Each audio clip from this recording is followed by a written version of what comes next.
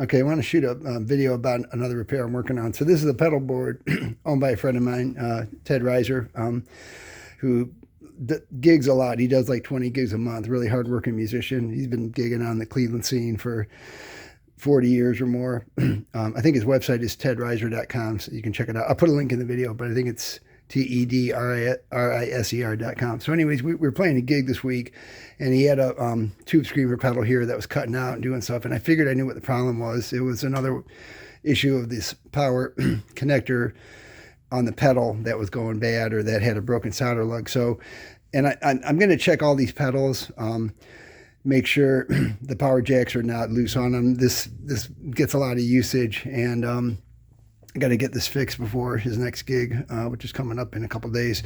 But he's got a crybaby wah, graphic EQ, like a harmonizer, what is that? A delay chorus. And then he's got over here on my workbench, which I'm fixing. This is the tube screamer, and I figured. And when I got it, this power jack was actually pushed up kind of high. I pushed it down a little bit, but I'm sure enough, I think the issue is, I'm going to try to point to it with this pen. This lug right there, if you look at it real closely, you can see how the solder there's like a gap around the lug. So I think the lug broke apart from the solder connection. So I'm going to reheat all these connections, make sure the jack is seated in there. And then the battery that he had in here,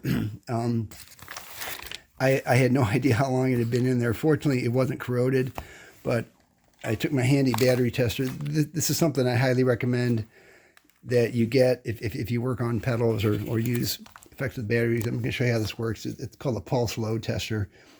I'm going to try to do this while I film it. If you put the battery in here, let's see. I have it backwards. Hang on. Okay, well, this thing is so dead, it doesn't even register. This one. Okay, so it does a test. Okay, so the battery's pretty much dead. It's measuring at 20%. So this is one of the best battery testers I've found.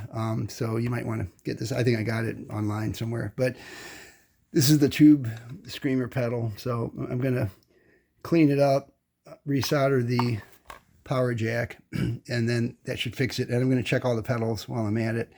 And while I'm on the workbench here, this is something else I'm fixing. This is the Roland keyboard amp that had a broken volume pot. This is the pot right here. You can see the shaft broke off. The shafts are plastic, so kind of cheap construction. So the new one is right here. I just got to solder it in and then put this all back together. But this is the inside of a Roland, forget the model number, like KC300 or something. And I got two more of them over here to fix that have both been through a lot of heavy usage. This one especially, if you look at it, all the lugs, all the nuts are missing on all these jacks, and this whole thing got pushed in.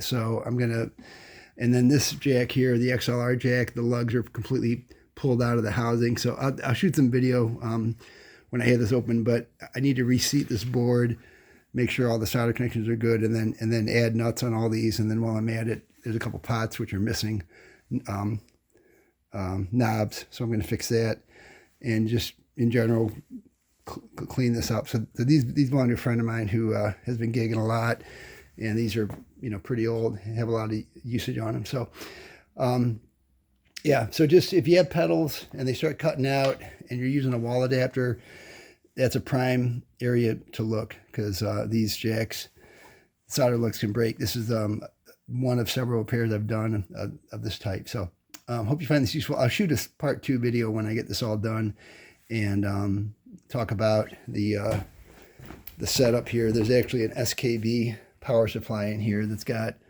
multiple outputs. So I need to reconfigure all these pedals so they all have power, and just make sure everything's working, and then just do some general cleanup, fasten down the pedals, and make sure it all works. So thanks for watching. Hope you find this useful. Thanks. Bye.